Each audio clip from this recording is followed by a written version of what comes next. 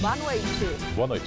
Dia de caos para a população de São Paulo. Motoristas e cobradores param 14 terminais de ônibus. Vários bairros estão sem transporte público. Grupo de sem-teto invade a sede de uma construtora e fecha a pista local da Marginal Pinheiros. E professores municipais interrompem o trânsito na Avenida Paulista e na Rua da Consolação. Ministro do STF volta atrás e mantém 11 prisões, inclusive do doleiro Alberto Youssef. Dilma participa de inauguração do Terminal 3 do aeroporto de Cumbica. Em Mato Grosso, o governador Simval Barbosa, do PMDB, preso e sai sob fiança. PMs começam a vigiar 20 pontos estratégicos durante a Copa em São Paulo.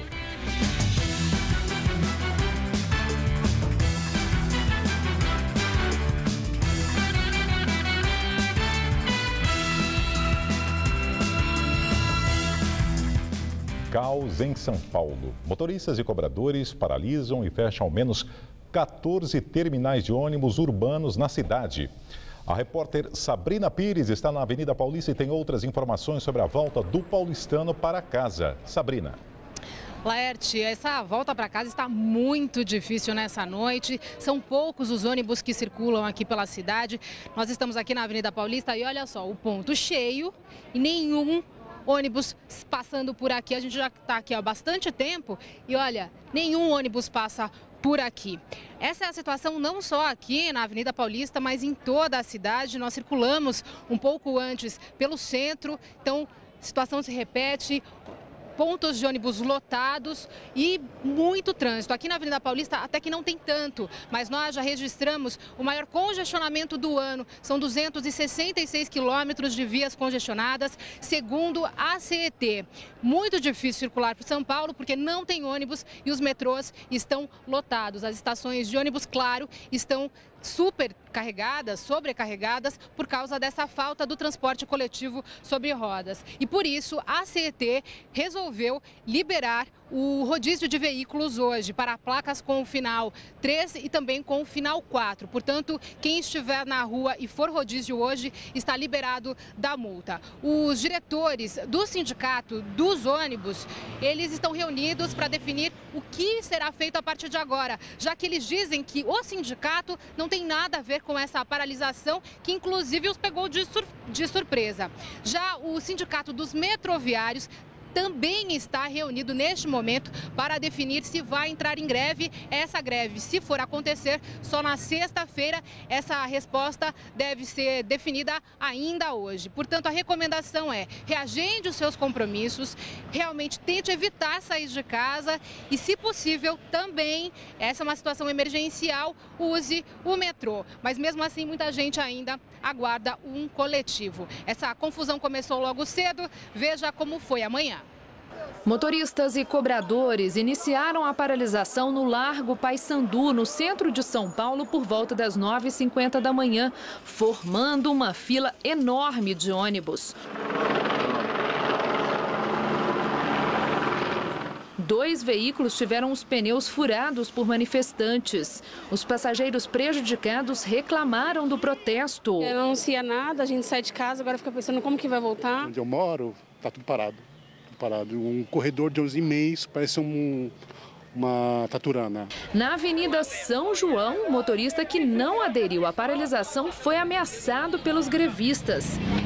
Vai quebrar, hein? Outro terminal atingido pela greve foi o Princesa Isabel, que recebe 25 mil passageiros por dia e conta com 20 linhas. Com a paralisação, o local ficou praticamente vazio. Na Zona Sul, uma fila de ônibus se formou do lado de fora do terminal Sacomã. Os coletivos eram impedidos de entrar no local. O protesto refletiu no trânsito da cidade. Diversas vias apresentaram lentidão. Na Avenida Rebouças, os coletivos ficaram parados no corredor de ônibus. Muitos passageiros desceram dos veículos e resolveram seguir a viagem a pé. Até o fim da tarde, o Sindicato dos Motoristas e Cobradores de Ônibus afirmava que a manifestação não foi organizada pela entidade, e sim por alguns motoristas insatisfeitos. A volta para casa também está difícil nesse momento. O rodízio de veículos foi suspenso e o secretário municipal dos Transportes, Gilmar Tato, criticou hoje a greve dos motoristas e classificou o ato de sabotagem e vandalismo. O cenário da manhã se repetiu a tarde inteira. Gente perdida, sem saber como voltar para casa e revoltada. A gente sai para trabalhar de manhã, chega à tarde, não tem onde para voltar. Porque se querem fazer greve, já não faz logo a partir da noite, de manhã não pôr os carros na rua para o pessoal sair para trabalhar. Do lado de fora do Terminal Bandeira, no centro, engarrafamento e filas de ônibus parados. Já do lado de dentro, muitos passageiros permaneciam aguardando a volta dos serviços. Apesar dos avisos sonoros que lembravam, não havia previsão.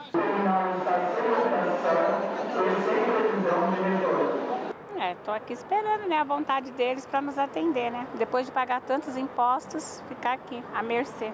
Faz tempo já que está esperando? 1 hora, mais ou menos.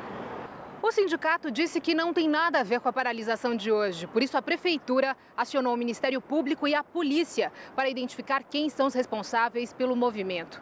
O secretário municipal dos Transportes, Gilmar Tato, classificou o grupo de irresponsável. Disse que a ação cheira a sabotagem e não respeita nem a população, nem a democracia. Estamos preparando todo esse material e no sentido de investigar de quem são essas pessoas, o que está por trás, porque não é uma campanha salarial, não é uma reivindicação de trabalhadores. Na verdade, são sabotadores que estão fazendo esse tipo de ação para prejudicar a cidade de São Paulo. Então, se esgotou o processo de negociação, foi acordado e a cidade de São Paulo não precisava passar por isso.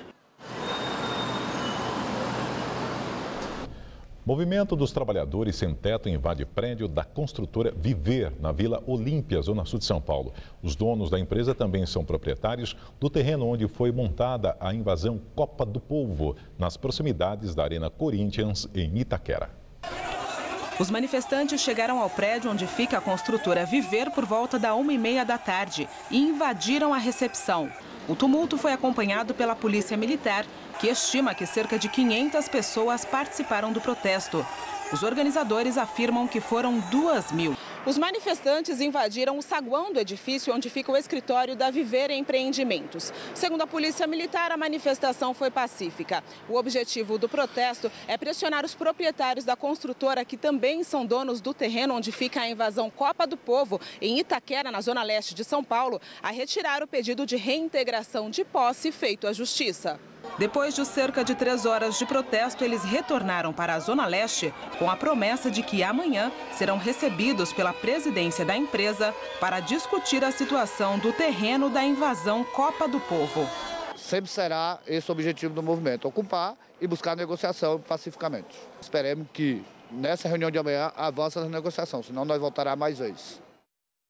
E agora a Copa do Mundo, policiais militares de São Paulo começaram hoje a vigiar 20 dos 40 pontos escolhidos como estratégicos durante o Mundial. Os PMs ficarão durante 24 horas no estádio do Itaquerão e também em hotéis, centros de treinamento, áreas de festas e algumas vias consideradas possíveis alvos de protestos. No brasão do uniforme, o desenho de uma bola em verde e amarelo estiliza o ano do Mundial no Brasil. O chamado Comando Copa reúne 4.200 homens que vão patrulhar os lugares mais visados da cidade durante a Copa do Mundo. A PM diz que está preparada para lidar, inclusive, com o turista estrangeiro. Eles estarão também posicionados em pontos estratégicos, não só aqui no entorno do estádio, como também nos hotéis, nas estações de metrô, né? Como também tem os funcionários do metrô que também tem essa posição de tradutor. A Polícia Militar está com um contingente muito grande que muitos falam inglês e outros falam até 7 línguas, para poder realmente atender o torcedor, o turista que vai chegar até aqui. Na Arena Corinthians, onde além do jogo de abertura, haverá outras 5 partidas do Mundial, a estratégia foi mapear o entorno em vários perímetros. Em dia de jogo, 700 policiais vão dar apoio aos bloqueios que vão restringir o acesso.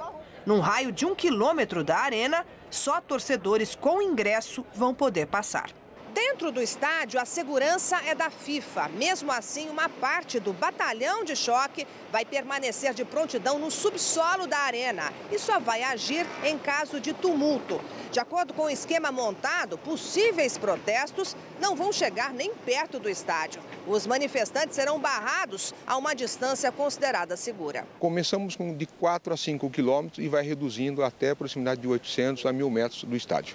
Nas últimas semanas, a tropa de choque vem treinando com novos equipamentos de proteção. Uma armadura de plástico super resistente que cobre tronco, pernas e braços. Os cavalos ganharam viseiras e botas de borracha que não escorregam. A tropa recebeu 200 kits para cavalo e cavaleiro. Cada um custou quase R$3.000. E 20 mil agentes das forças federais, estaduais e municipais vão reforçar a segurança no Rio de Janeiro durante a Copa. Só das Forças Armadas serão 5.300 homens. Esta será a maior operação de segurança da história da cidade. O delegado da Polícia Federal, Anderson Bichara, responsável por coordenar todo o esquema de segurança durante a Copa, disse que as autoridades estão prontas para atuar em possíveis manifestações que venham ocorrer durante o Mundial. As manifestações, elas são um foro democrático, né, de expressar ideias e de tentar modificar a realidade. Mas a gente verificou que as manifestações podem tomar também um rumo violento, né? Pode haver excessos.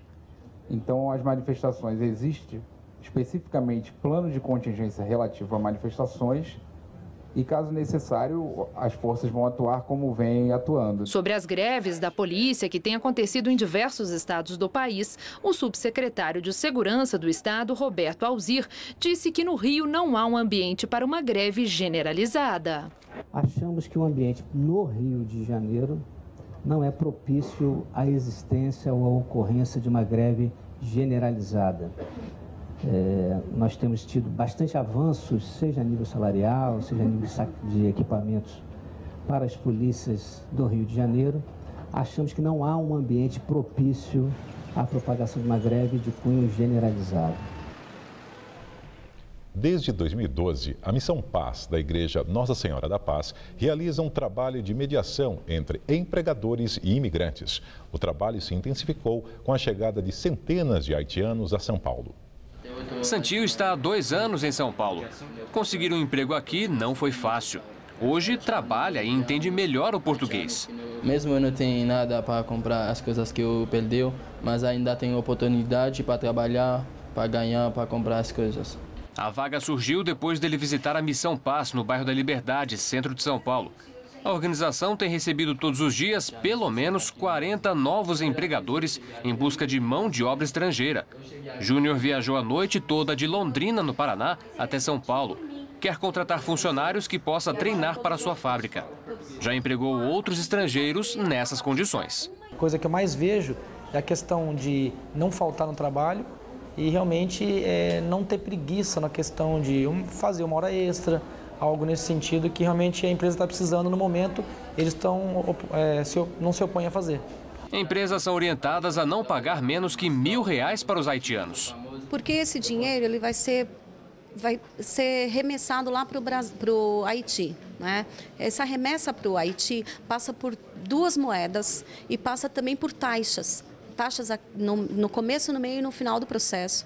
Então, esse dinheiro chega em torno de $300 para a família, se ele ganha R$1.000 líquido aqui. Entre abril e maio, quase 700 haitianos que chegaram ao Brasil pelo Acre migraram para São Paulo. Uma força de trabalho interessante para seu Léo. A minha filha é veterinária, ela tem um centro de reabilitação de equinos em Sorocaba. E todo mundo tem problema de mão de obra. Como ela mora lá, quer dizer, ela já... Enfim, normalmente pega a pessoa do zero e treina. Depois das instruções para as empresas, este é o momento em que os patrões divulgam as vagas para os haitianos, que podem ou não aceitar a vaga. Quem se interessa pelo posto recebe mais detalhes, como o local da empresa, função e salário. As negociações continuam do lado de fora do prédio. 3 meses depois do contrato ser fechado, a Missão Paz vai visitar o local de trabalho e o haitiano contratado, para se certificar de que o negócio deu certo. Vamos até a empresa e a partir disso é que a gente tem propriedade para contar sobre o perfil, sobre essa experiência positiva que tem sido contratar pessoas haitianas, né, esse povo haitiano nesse momento. Mas nem só empresas oferecem trabalho. Há propostas também para funções domésticas. Neuza precisava de uma cuidadora de idosos. Consegui, graças a Deus, vou levar, chama Elise. Vai levar agora? Vou levar agora, já. Ela já foi buscar as roupas dela, nós já vamos embora. Bianca contratou Nardini. Acho complicado para eles não saberem para onde estão indo, mas como eu sei que, no meu caso, ela está indo para uma boa família, pessoas idôneas, essa eu sei que deu sorte. Espero que eu também tenha dado. Vai entender o que ela fala? Vamos nos comunicar por mímica. Mímica? Sim. A Missão Paz vai fazer um apelo por uma nova política nacional de imigração. A organização defende que a sociedade civil deve apoiar, mas não substituir a ação do poder público em questões como a imigração. O texto será enviado ao governo e ao Congresso Nacional. E a Polícia Civil abriu um inquérito para apurar a morte de 2 operários em obra de expansão de shopping em Campinas, no interior de São Paulo. O inquérito investiga homicídio culposo quando não há intenção de matar, acidente de trabalho e desabamento.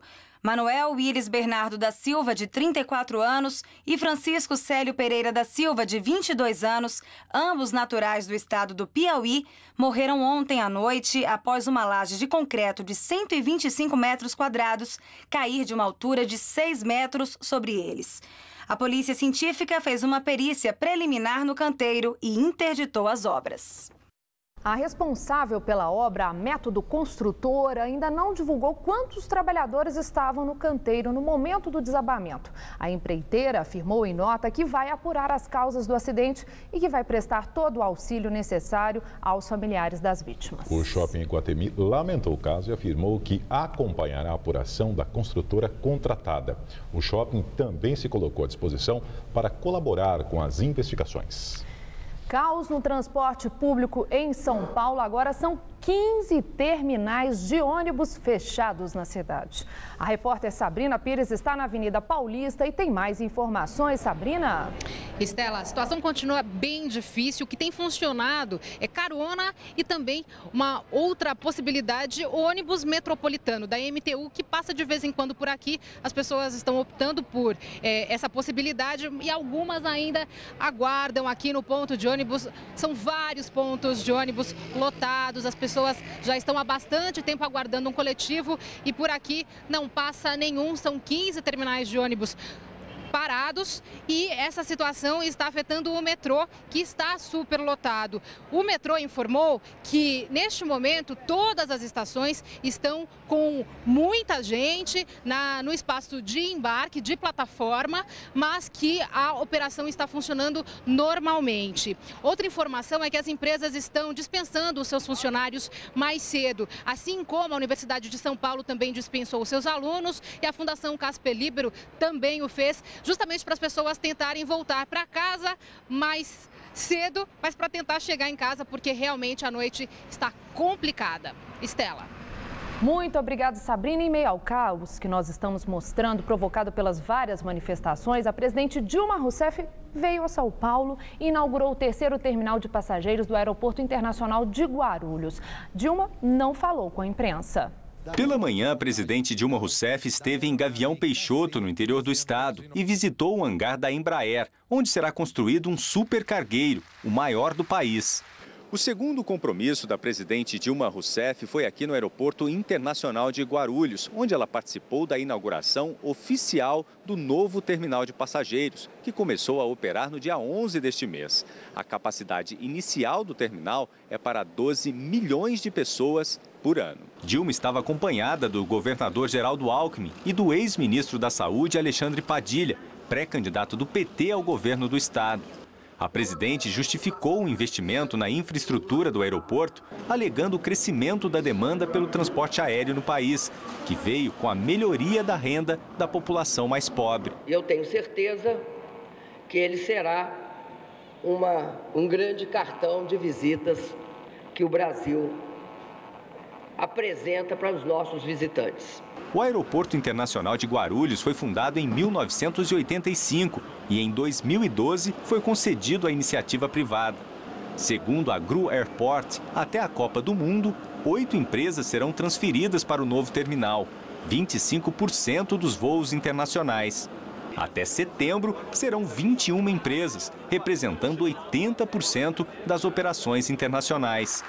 O governador de São Paulo, Geraldo Alckmin, elogiou o novo terminal. Esse é o primeiro gol da Copa, mas é um belíssimo gol que vai ser renovado aqui permanentemente com os turistas que virão do mundo todo. Este agora passa a ser o maior aeroporto do hemisfério sul. Deve passar esse ano de 40 milhões de passageiros. Ex-presidente da Petrobras, José Sérgio Gabrielli, depõe na CPI da Petrobras no Senado e é ouvido apenas por governistas. A oposição não participou da audiência, pois defende uma CPI mista com deputados e senadores. Gabrielli defendeu a aquisição da refinaria de Pasadena, nos Estados Unidos, e disse que Dilma Rousseff não é responsável pelo negócio, que foi autorizado por todos os conselheiros.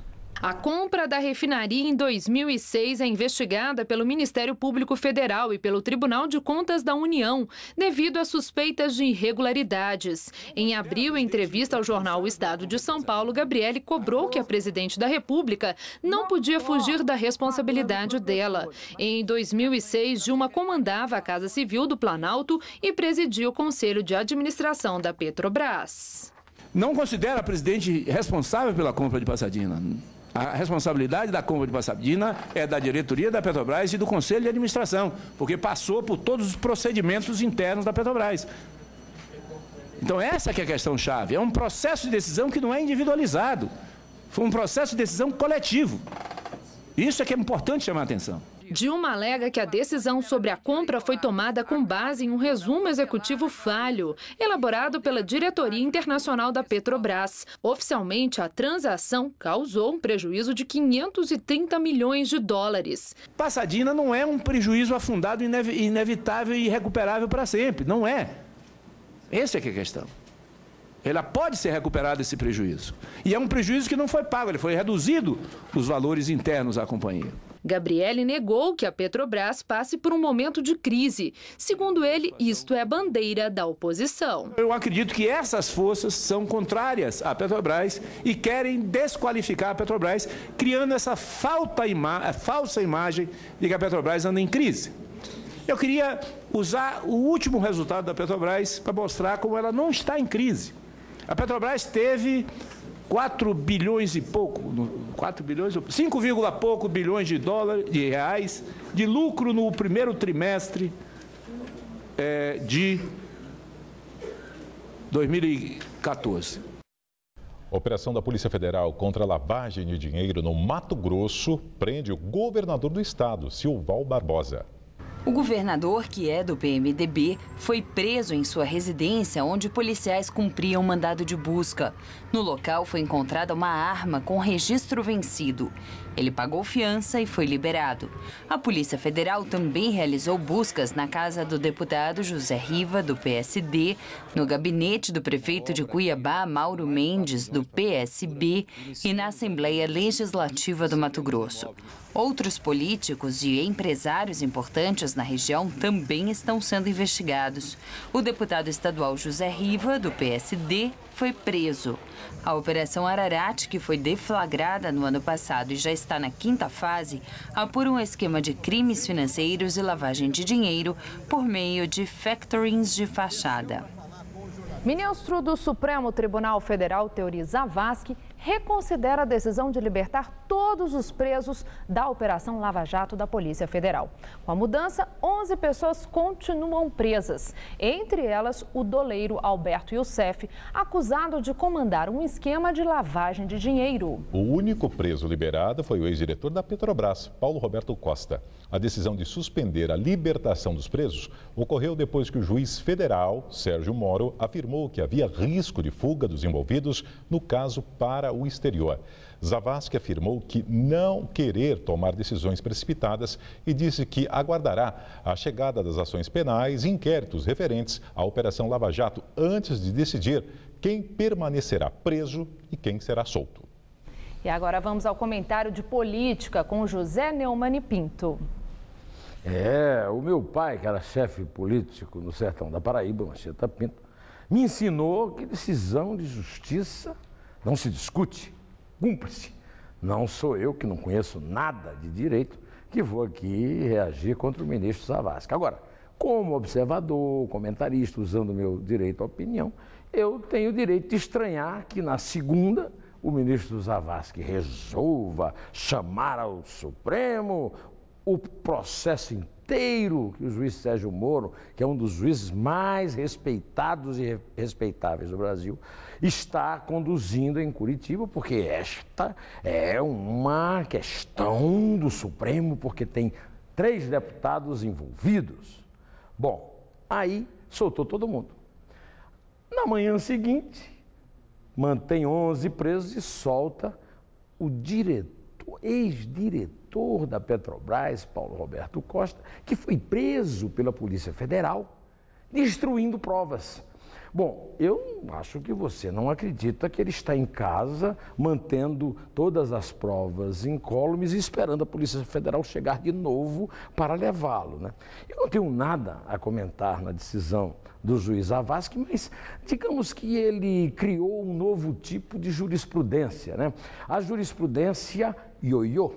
Nós estamos acostumados a decisões controversas e até contrárias em instâncias judiciárias. E isso desmoraliza muito a justiça. Isso fragiliza a justiça no imaginário popular. Agora, o ministro Teori Zavascki cria a contradição na mesma cabeça.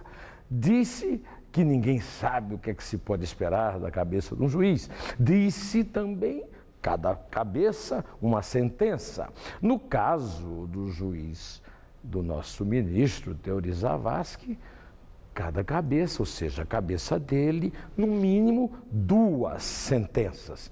Recebeu a carta de Sérgio Moro, resolveu voltar atrás em relação a 11, mas não em relação ao 12º. Por quê? Olha aí, eu estarei de volta na quinta-feira, direto ao assunto, esperando você. Inter! Por causa das baixas temperaturas da madrugada, a cidade de São Paulo amanheceu sob forte nevoeiro, mas logo o sol apareceu e as temperaturas subiram, chegando aos 25 graus à tarde. E os próximos dias ainda serão típicos de outono. Tempo firme e temperaturas amenas, sem previsão de chuva, viu? Vamos ver em detalhes a previsão para o Brasil e o estado de São Paulo com Mariana Armentano.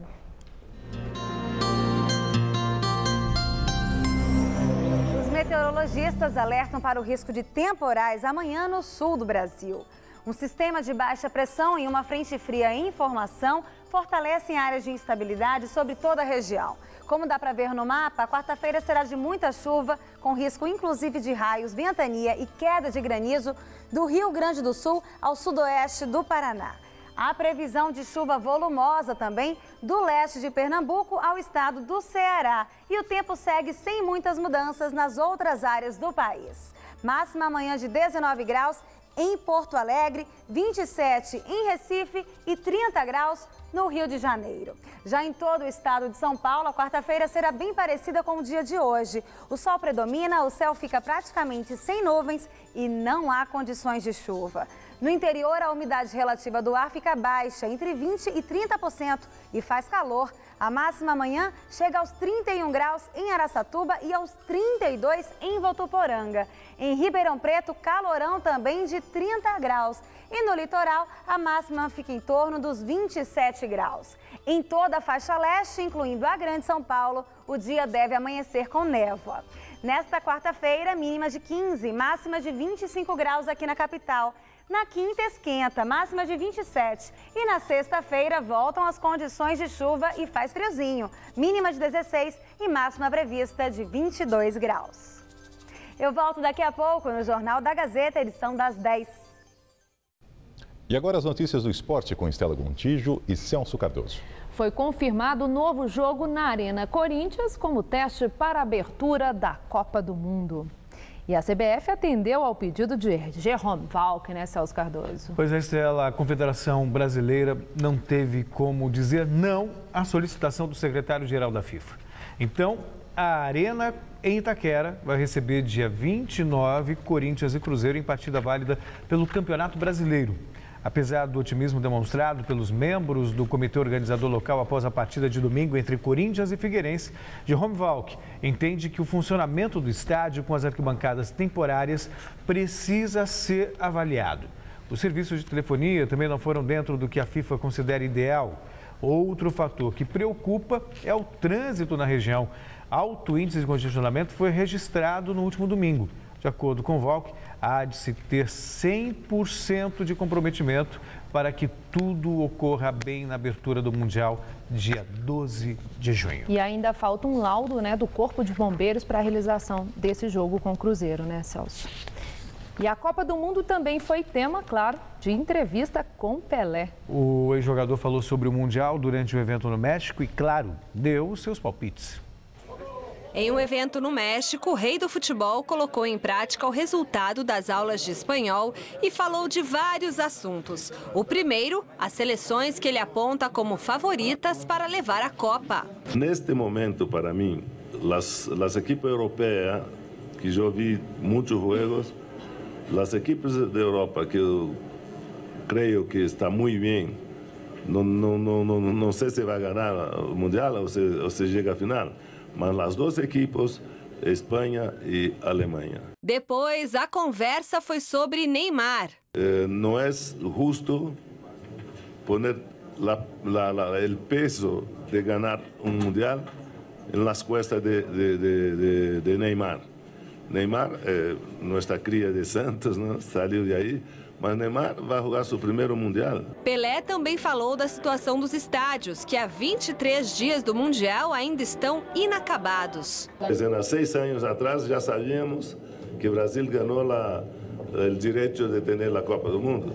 E agora, um mês antes da Copa, há estádio que todavia não terminaram. É isso que eu disse que sentia muito. E, por fim, criticou as manifestações contrárias à Copa no Brasil. Há 6 anos atrás, quando estávamos nas eleições para conseguir a Copa do Mundo, nós estávamos trabalhando e nós chegamos, ganhamos a Copa do Mundo, o presidente Lula foi aí, isso foi 6 anos atrás. E eu disse que os manifestantes, se não quiserem a Copa do Mundo, nesta época deveriam manifestar. Esta foi a primeira entrevista que eu disse. Não esperar a hora em cima dos mundiais que já estão quase prontos os estados e eles empezaram a manifestar. E olha, falando em seleção brasileira, ela só estará à disposição do técnico Filipão na próxima semana, né, Celso? Exato. Enquanto isso, a Itália já está trabalhando para o Mundial no Brasil e na Argentina, o principal astro da seleção chegou ao país para iniciar os treinamentos. A principal arma dos argentinos para a Copa do Mundo já está em casa. Da chegada a Buenos Aires, Lionel Messi garantiu que a fraca temporada no Barcelona ficou para trás e é hora de focar todos os esforços no Mundial. Eu sei que agora estou com a seleção. Mudo o chip, como já fiz muitas vezes na situação contrária, quando as coisas não davam certo com a seleção e eu voltava para o Barcelona e jogava bem. Esperamos que dessa vez minha cabeça mude e a história seja diferente. Perguntado sobre o que um jogador precisa para ganhar uma Copa, além de ser o melhor jogador do mundo, Messi foi direto. A verdade é que muitas coisas. Primeiro, estar em boa forma, ter um grupo forte, o que acredito que temos, e ter um pouco de sorte, que também é necessário em Copas do Mundo. Mas, como eu já falei, acho que estamos no momento no qual o time está muito bem. E temos muitas oportunidades. Hoje, na Itália, os 30 nomes escolhidos pelo técnico Cesare Prandelli deram início aos treinamentos para a Copa do Mundo. O comandante da esquadra azurra ainda não definiu os 23 que viajam ao Brasil. mas deu um recado aos jogadores. Quer que eles sejam taticamente flexíveis, como na Copa das Confederações do ano passado. A ideia é ter uma fórmula que possa ser modificada, e não uma fórmula rígida. Queremos ter a habilidade de mudar, mas também precisamos ser um grupo determinado e preciso. Trabalharemos esse ponto com a equipe até mesmo durante os jogos. O ídolo português Luís Figo já tem a lista de favoritos para ganhar a Copa do Mundo. Primeiro o Brasil, depois a Alemanha, e em seguida provavelmente a Argentina ou a Espanha. Para o segundo lugar, provavelmente Portugal, a Holanda ou alguma seleção desse tipo. Apesar de a Espanha estar entre as favoritas ao título, Figo não acredita que a Fúria levantará a taça no Brasil. Eu não acho que a Espanha vencerá a outra Copa do Mundo. Porque nenhuma seleção ganhou 2 Copas seguidas. Mesmo que eles tenham qualidade para isso. Celso, você como comentarista esportivo, torceria por uma final entre Brasil e Argentina ou prefere um adversário? Prefiro nem imaginar uma final Brasil e Argentina. Parece isso é para matar do coração. Mas parece que o Daniel Alves e o Messi andam falando sobre isso. É possível, né? Se o Brasil fizer a parte dele e a Argentina também, pode haver esse cruzamento justamente na decisão. No meio do caminho, o Brasil teria, por exemplo, uma Alemanha. Justamente os favoritos indicados pelo Figo, e que realmente são Brasil, Argentina e Alemanha. Muito obrigada, Celso. Boa noite, até amanhã. E é com você, Laerte. Dia de protestos em São Paulo. Com os atos dos professores e dos motoristas, o viaduto do Chá, onde fica a sede da prefeitura, ficou interditado por manifestantes. Há pouco, o prefeito Fernando Haddad concedeu entrevista coletiva. A repórter Fernanda Azevedo acompanhou a entrevista e tem outras informações. Fernanda. Laerte, o prefeito Fernando Haddad classificou como injustificável e inadmissível a paralisação dos motoristas e cobradores de ônibus nesta noite aqui em São Paulo. Ele disse que essa paralisação contrariou inclusive o sindicato. A prefeitura desconhece até o momento os motivos desta manifestação e destas paralisações e diz que está investigando todos os motivos e que fará um dossiê que será entregue ao Ministério Público para que o Ministério Público investigue e consiga punir os responsáveis por essa paralisação. A cidade foi extremamente afetada nesta noite, ainda há reflexos. O pico de congestionamento bateu 261 quilômetros de lentidão. Foi o maior. O rodízio foi suspenso às 7 da noite. Nós temos imagens agora aqui do corredor Norte-Sul 23 de maio. Neste ponto a gente vê que o trânsito está fluindo bem, tanto para quem vai no sentido aeroporto, tanto para quem vai no sentido centro, mas nós temos informações que mais na frente, na Avenida 23 de Maio, no sentido aeroporto, há 7 quilômetros de lentidão. O Terminal Bandeira logo ali à frente, também sem movimentação de passageiros ou de ônibus nessa noite. Agora a gente mostra aqui que o viaduto do Chá, que há pouco concentrou uma grande quantidade de professores e também dos manifestantes dos ônibus, já está liberado para o tráfego de veículos. Não há grande movimentação nesse momento, mas ainda há alguns trólebus estacionados ali próximo ao Teatro Municipal, possivelmente aí aguardando que as empresas venham fazer a remoção. Então são essas as informações neste momento, uma volta para casa bastante complicada para quem mora na cidade de São Paulo e que, segundo a prefeitura, afetou 250 mil pessoas que dependem do transporte público. Voltamos ao estúdio. Obrigado, Fernanda. Na Nigéria, explosões deixam 118 mortos e 45 feridos. 2 veículos com bombas foram detonados em um movimentado terminal de ônibus. As explosões aconteceram na cidade de Jos, na divisa do sul cristão e do norte islâmico. A autoria do atentado não foi reivindicada, mas a suspeita recai sobre o grupo islâmico radical Boko Haram, que é o mais ativo na região. E agora vamos ao comentário de política internacional com João Batista Natali. Vamos falar do Parlamento Europeu. No domingo que vem, os 28 países da União Europeia vão às urnas para escolher 751 deputados. Se a abstenção não fosse tão alta, seria uma eleição para quase 400 milhões de votos. Mas o Parlamento Europeu não é um parlamento de verdade. Ele não produz as leis para os países membros. Os eurodeputados têm atribuições reduzidas, como aprovar o orçamento da Comissão Europeia, e é ela que manda.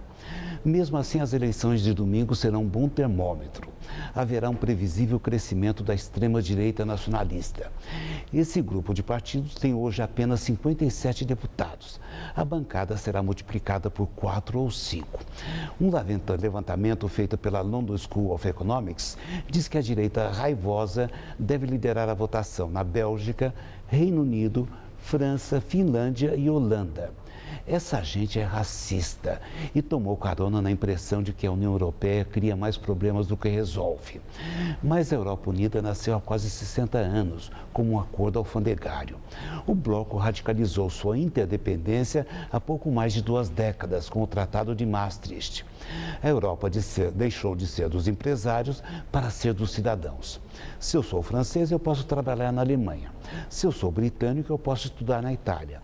Se eu sou holandês, eu posso ter minha conta bancária na Dinamarca.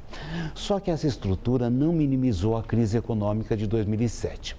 Alguns dizem até que, em razão da interdependência, a crise se aprofundou. Mas tudo isso é análise de curto prazo. A União Europeia é uma garantia para a manutenção da paz. No século passado, a Europa foi destruída por 2 guerras mundiais. Uma terceira guerra seria hoje impossível, porque o continente criou vínculos muito profundos nas áreas econômica e social. É por causa disso que, com todos os seus defeitos, a União Europeia continuará a ser um dos produtos mais bem acabados da engenharia política da humanidade. É assim que o mundo gira. Boa noite. Vamos agora à entrevista do dia com Maria Lídia Flandoli.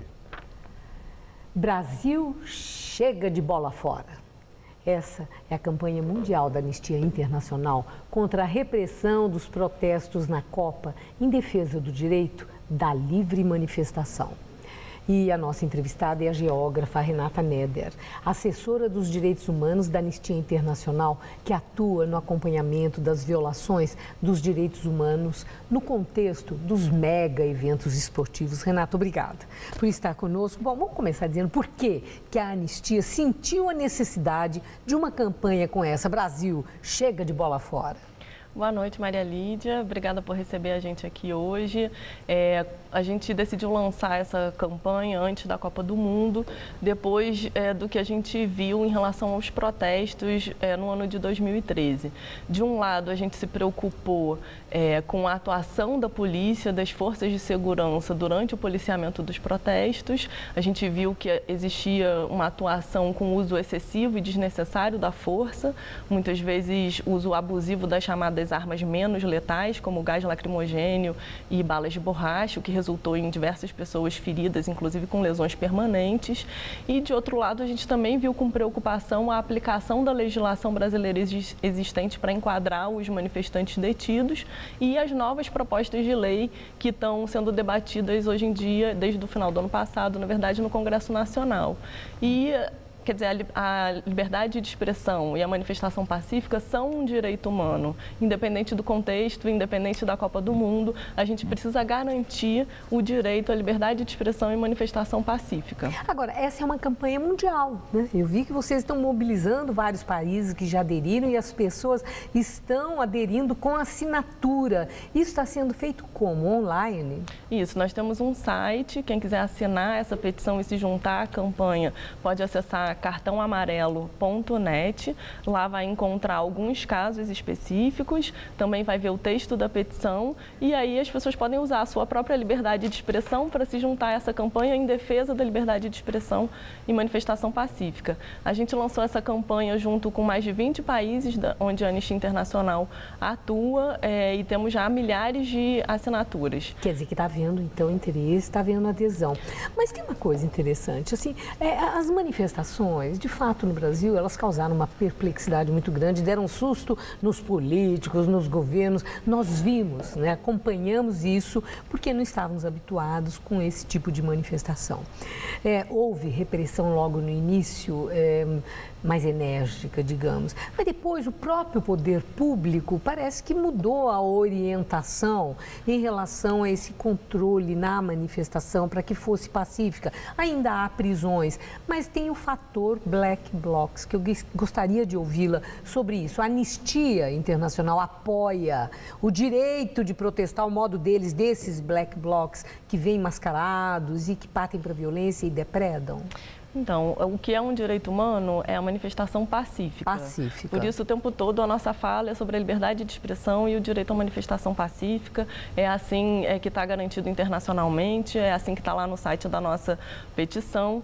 O que é importante destacar são duas coisas. Primeiro é que se determinados grupos ou pessoas cometem crimes ou delitos ou atos de violência durante o protesto, a polícia deve responder a isso, né? Mas não deve usar isso como um elemento que justifique o cerceamento do direito de todos se manifestarem pacificamente. Então, quer dizer, não impedir a manifestação, mas impedir a violência. Isso vocês aceitam? Sim, a ação policial para conter esses atos violentos? O direito à manifestação é o direito à manifestação pacífica. A polícia deve agir para conter eventuais atos de violência ou delitos que sejam cometidos, mas sempre, primeiro, agindo dentro da lei, né, sem o uso excessivo ou desnecessário da força, mesmo nesses casos, e também garantindo o direito de todos de se manifestarem. Por outro lado, a gente também fica preocupado com o tipo de legislação que está sendo usada nas pessoas que estão sendo detidas nos protestos, né? Então, a gente viu que uma legislação inadequada ao contexto dos protestos está sendo usada para enquadrar os manifestantes. Por exemplo, tipo que lei? Que tipo? Por exemplo, a Lei de Segurança Nacional, a Lei de Organizações Criminosas, que é uma lei de 2013 pensada para combater o crime organizado internacional, né? E a gente também vê com preocupação, como eu mencionei antes, o debate sobre novas leis no Congresso, como, por exemplo, a lei sobre terrorismo, né, que não é adequada ao contexto dos protestos. Mas já houve um recuo, né, em relação a isso no próprio Congresso Nacional. Apresentaram muitos projetos, mas parece que já andaram retirando. Né? Existem diversas propostas, algumas no Senado, outras na Câmara dos Deputados, algumas ainda podem ser votadas. Então, a gente pede que nenhuma legislação que possa ser usada para criminalizar as manifestações e os manifestantes seja aprovada. E mais importante, a gente acredita que já existe na legislação brasileira o suficiente para lidar com eventuais delitos que sejam cometidos. Não precisa Agora, tem uma coisa interessante, né? O cartão amarelo, que é inclusive o site. Vocês estão apresentando para o governo brasileiro um cartão amarelo, uma advertência. Uma advertência. Entretanto, não houve uma rejeição às manifestações, até porque politicamente não era interessante. Esse é um ano eleitoral. Nós vimos a presidente Dilma defender o direito à manifestação. Gilberto Carvalho é que tem sido interlocutor em relação aos movimentos sociais, tem defendido o direito à manifestação. Apresentar um cartão amarelo para eles não é uma antecipação de uma sanção ou, no entender da Anistia Internacional, o governo está sendo omisso? Não, na verdade, a ideia do cartão amarelo é para ser uma campanha preventiva, né? Então, diante do que a gente viu no ano passado, da atuação das polícias durante os protestos, com o uso excessivo e desnecessário da força, da maneira como os protestos estão sendo, às vezes protestos pacíficos estão sendo dispersados pela polícia sem necessidade. E essas leis que estão sendo discutidas no Congresso, a gente acha assim que existe um risco com a chegada da Copa do Mundo de ter um cerceamento à liberdade de expressão e manifestação pacífica.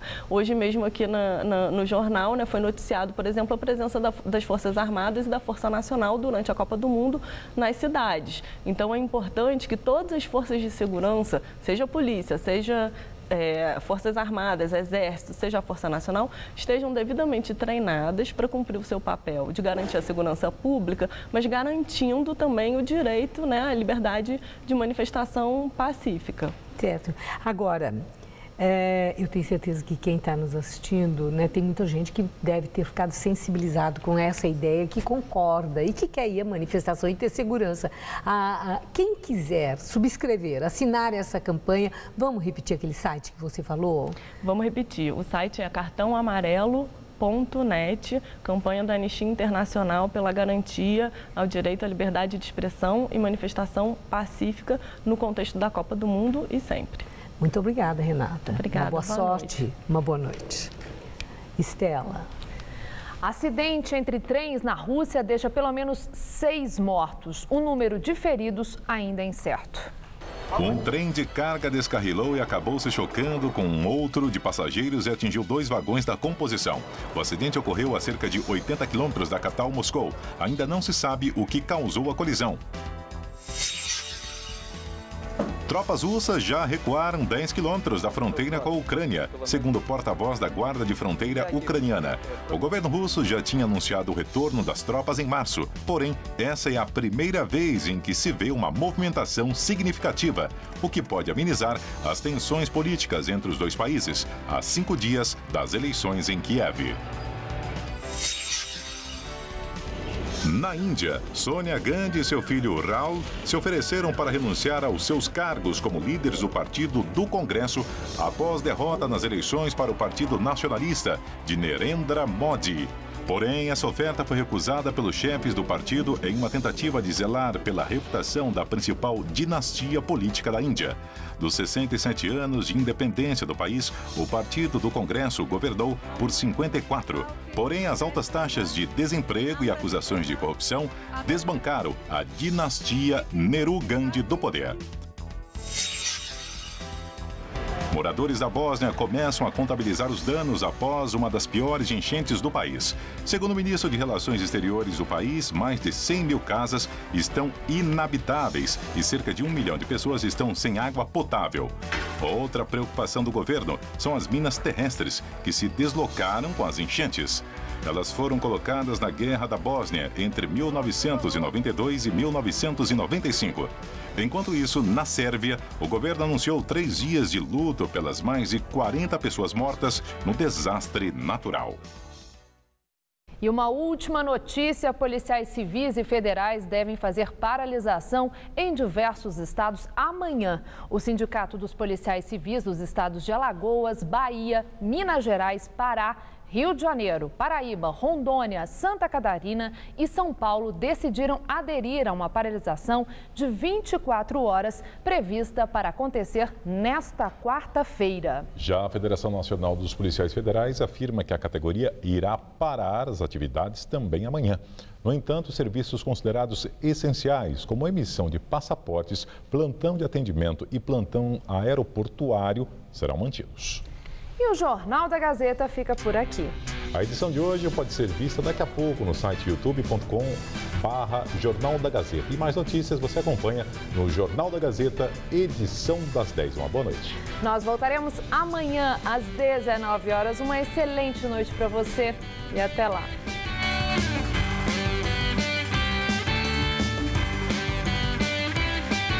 Confira uma entrevista com a filósofa Viviane Mosé em A Máquina, hoje, 11h30 da noite.